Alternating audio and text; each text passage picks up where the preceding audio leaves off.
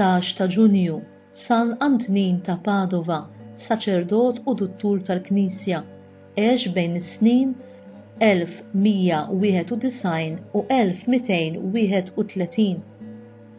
Padova hi l-isem tal-belt fl-Italja fejn San Antonin għex l-aħħar snin ta' ħajtu. Twilet Lisbona, il-Portugal, minn familja nobli u fil-Magħmudija semmewh Ferdinandu. Beda l-iskola fil-Katedral ta' Lisbona, ta' 15-il sena daħal mal-kanoniċi regolari ta' Sant Wistin, iżda billi kien qed ikollu ħafna żjajjar minn qrabatu u ħbiebu talab biex ibiddel il-monasteru u ġie mibgħut f'Kombria. Hawnhekk studja sew l-Iskrittura u s-Santi Padri u ħa wkoll il-Qudiesa. Fis-16 ta' Jannar tas-sena 1220 ġew maqtula fil-Marokk l-ewwel 5 martri Franġiskani u f'dik is-sena stess ġabu l-ġisma tagħhom f'Kombria. Meta Ferdinando ra il-proċessjoni għaddejja tqanqal ħafna biex jidħol mal-Franġiskani ħalli jkun jista' jmur il-missjoni u jmut martri. Fl-1221 daħal mal-Franġiskani minuri u ħal isem ta' Anton. Fil-ħarifa tal-istess sena telaq lejn il-Marokk. Hemmhekk marat u wara ftit xhur kellu jirritorna lejn pajjiżu. Iżda billi l-vapur li kien fuqu iltaqa' ma' tempesta, flok il-Portugal sab ruħu sqallija ġo Messina. Minn Messina mar Assisi fejn kellu jiltaqa' il-Kapitlu Ġenerali.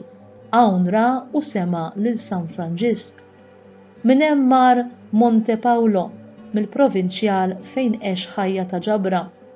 Darba minnhom ġie mitlub biex jagħmel kemmtejn fil-Katedral ta' Forli li tant ippriedka tajjeb li wara il-provinċjal talbu biex jagħti ruħu għal priedki. Hekk għamel fil-waqt li baqa' jistudja u ħa id-dottorat fit-teoloġija. San Franġisk sema berfu u ħattru biex jgħallem it-teoloġija lil patrijiet sħabu. Għamel ħafna ġiri jippriedka fl-Italja, fi Spanja u fi Franza. Fl-1224 kien gwardjan u fl-1226 ġie maħtur Ministru Provinċjal. Fl-1228 mar Ruma fuq xogħol tal-ordni. Hemm ippriedka quddiem il-Papa Grigor IX li sejjaħlu Arka tat-Testament u moħba tal-Iskrittura.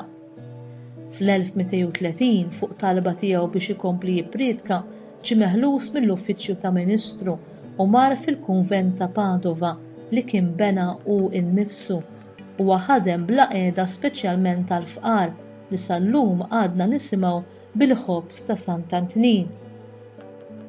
Fil-priedki tar-Ramdan ta' dik is-sena, il-folla ta' nies li marret tisimgħu leħqet 30,000. Huwa miet meta kellu 40 sena mifni mill-predikazzjonijiet fit-13 ta' Ġunju tas-sena 1231. 11 il-xahar wara il-Papa Grigor IX iddikjarah qaddis. Fl-1946 il-Papa Piju XII ipproklamah dottur tal-Knisja. San Antonin u meqjum ħafna fil-Bażilika li bnewlu il-Franġiskani konventwali f'Padova fejn hemm il-fdal tiegħu.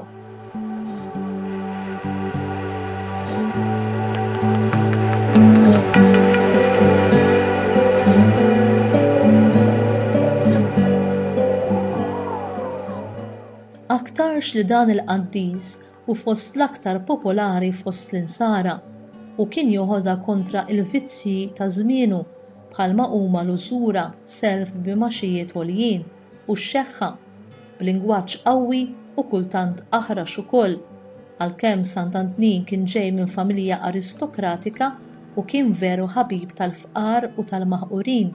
Jingħad li għamel ħafna mirakli l-aktar wara mewtu. San Antonin u msejjaħ fil-każi ta' ħwejjeġ mitlufin. Dan li ġej huwa qari mid-diskorsi ta' Sant Antonin ta' Padova, saċerdot. Min ikun mimli bl-Ispirtu Santu jitkellem bosta ilsna. Dawn il-bosta ilsna huma l-ħafna xhieda li tingħata lil Kristu, bħalma huma l-umiltà, il-faqar, is-sabar u l-ubidjenza li aħna nitkellmu bihom meta nurwhom lill-oħrajn fina nfusna. Għax il-kelma toħroġ ħajja jekk jitkellem l-emil. Mela, ħajjiqa fil-kliem u jitkellem l-emil. Kliem għandna kemm irridu imma fatti xejn u għalhekk il-mulej jisħetna kif seħet is-siċra tat-tin għax fiha ma sabx frott imma waraq biss. Kif jgħid San Grigor għal predikatur hemm liġi li torbtu biex juri bl-emil kull ma jxandar bil-kliem. Għal xejn wieħed jiftaħar li jaf il-liġi jekk b'emilu iġi fix-xejn it-talim tiegħu. L-apposti kienu jitkellmu skont ma l-Ispirtu Santu kien jagħtihom li jitkellmu. Ħieni min jitkellem skont kif inebħu l-Ispirtu Santu u mhux kif tgħidlu rasu. Għax hemm xi wħud li jitkellmu skont ma jħossu huma, jisirqu kliem ħaddieħor u jxandruh bħalli kieku tagħhom, anzi jgħidu li hu tagħhom. Fuq dawn u oħrajn bħalhom, il-mulej f'hom Ġeremija jgħid: Arawni kontra l-profeti li jisirqu kliemi wieħed mingħand l-ieħor. Arawni kontra l-profeti jgħid il-mulej li jħollu lsienhom u jxandru t-teħbir.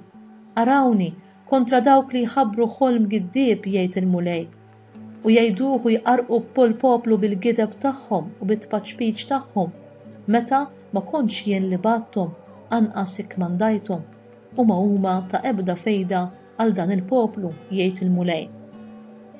Mela nitkellmu skont ma l-Ispirtu Santu jagħtina li nitkellmu bl-umiltà u l-qima kollha nitolbuh isawaq fina l-grazzja tiegħu biex nhar Għid il-50 niċċelebrawh sewwa bil-perfezzjoni tal-5 sensi tagħna u bil-ħarsien tal-10 kmandamenti nintlew bi-spiritu ta' qawwa tandiema, nitkebsu bl-ilsna tan-nar, ħanfaħruh, ninxtelu bid-daw tal-glorja tal-qaddisin u jistħu inna naraw li Trinità Alla wieħed. Din li ġejja hija silta minn priedka ta' Sant'Antnin ta' Padova. Ħennu bħalma hu ħanim missierkom, tiġġudikawx u ma tkunux iġġudikati, tikkundannawx u ma tkunux ikkundannati, aħfru u ssibu l-maħfra, għatu u jingħatalkom. Ara kif din is-silta tal-Vanġelu Mqaddes hemm 5 ħwejjeġ ta' importanza kbira. Ħennu, tiġġudikawx, tikkundannawx, aħfru u għatu. U ħanin min jgħadder nuqqasijiet ta' ħaddieħor, għalhekk fil-ħniena nsibu l-modrija, bħalli kieku l-ħniena issir bil-modrija u bil-ħniena tal-missier tas-sema lejk għandha 3 uċuħ, hekk ukoll il-ħniena tiegħek lejn il-proxmu għandu jkollha 3 uċuħ.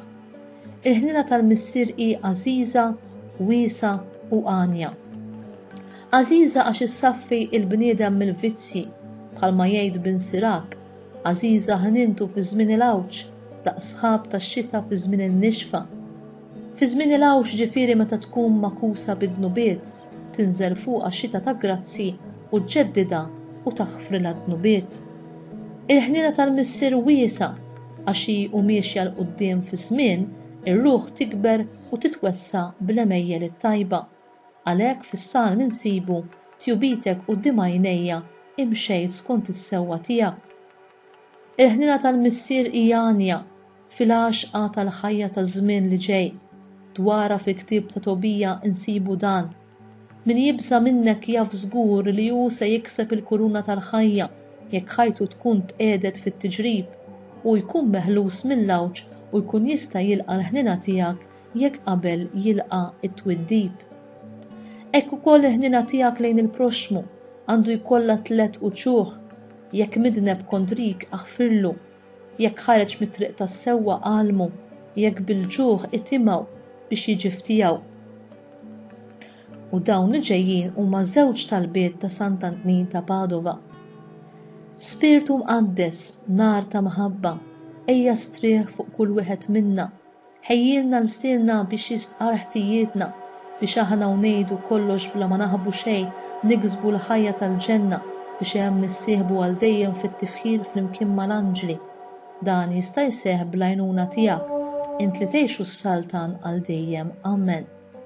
Nitolbuk mulej Alla wieħed u 3 li r-ruħ li inti ħlaq tasal għandek qawwija u sħiħa f'dak l-aħħar jum ta' hemm u ta' nar, xien jinqasam il-ħabel fid-dien, il-qaħħa biex jilsa min nases tal-ħażen tiġi għandek bil-ħelsien u l-glorja ta' Wlied Alla, bl-għajnuna tiegħek stess Alla wieħed u tlieta li inti mbierek għal dejjem.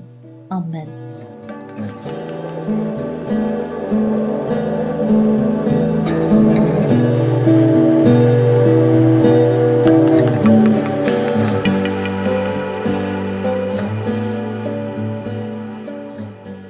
Talba mill-liturġija tas-sigħat. O Alla ta' dejjem tista' kollox, intrid li l-poplu tiegħek ikollu b'Sant Antnin ta' Padova predikatur għaref u għajnuna kbira quddiemek fil-ħtiġijiet tiegħu.